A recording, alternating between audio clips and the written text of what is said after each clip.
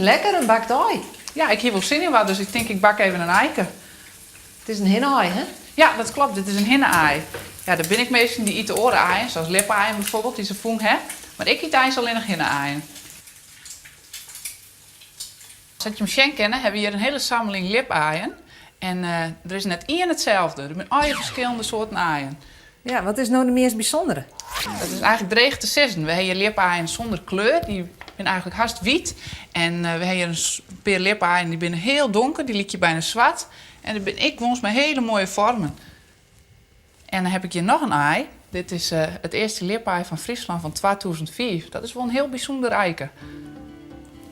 Ik zie dat je meer net alleen nog liep-eieren hebt. Het tilt je op van de eieren.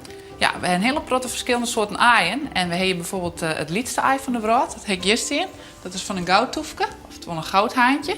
En ik heb het allergrootste ei van de brood. Dat is van een struisvogel. Zo. Binnen er boeten Nederland nog vogels die het gruttere eieren lezen als een struisvogel? Nou, die struisvogel heeft het allergrootste ei van de brood. Hij is wel zo'n 20 keer groter dan een hinne-ei. En hij kan ook wel 50 centimeter lang worden. Nou, zullen we dat ei dan maar bakken? Ik heb wel zin in wat. Nee, ik hoor het bij mijn hinne-ei.